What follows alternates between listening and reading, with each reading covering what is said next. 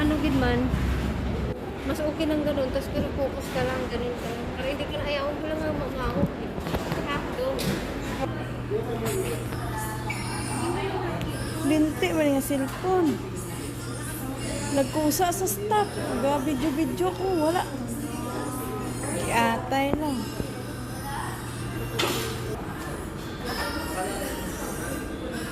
Ano order mo? Kape, kape. Kasama na yun. Kasama na yun. Oh, actually dapat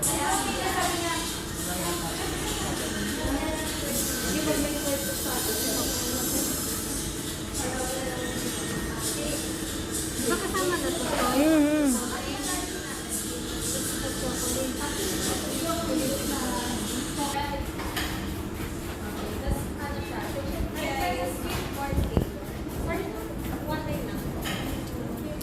Ano yun?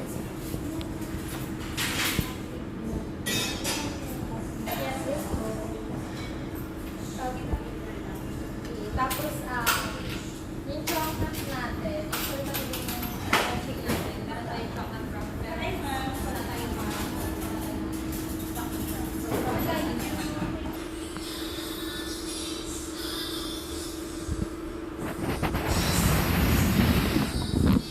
Kain na tayo. Saging mo saan?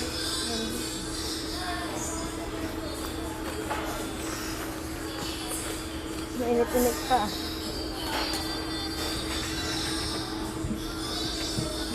Wow, mainit pa. Wala tayong hot chocolate.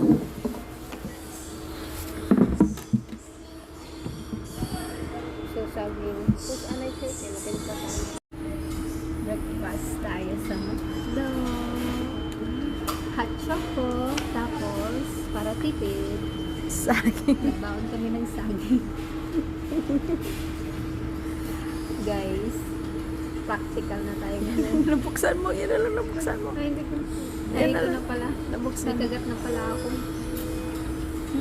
So sa ano? Dairy cream. Yung hindi Sarap. Sarap.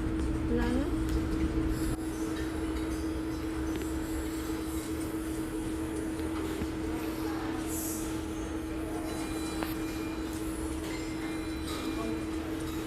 Sarap. Ang aga mo yata nagsaing ng saging. Para makabaon. Ang aga kong nagising Tipid para tips. magdala ng saging. Para pagpunta namin dito sa Manila. At choco na lang, tapos dito na lang. Tipid. Diba? Tipid hacks. Tipid hacks. Mag-inasal. Mang inasal ano? Ay, Ito mang inasal ka na naman. Hindi, yung mga inasal kinain natin. Yung one order. Yung susunod, mang inasal na naman. Dapat ginabidyo tagaliit ka na kaon tayo. One order for two. Good for two na. Good for two person. Diba? Picnic ko yun. Saan tayo ngayon? Dito tayo sa Ayala Mall. Na Manila Bay. Pasay. Sa Manila. Pasay. Siyempre hindi mawawala yung kape. Kape ni Grabe ang kape, puno-puno. Hindi sila madamot sa kape, guys. Pinuno talaga. Oh. Hindi sila madamot. Very good. McDo ng Pasay.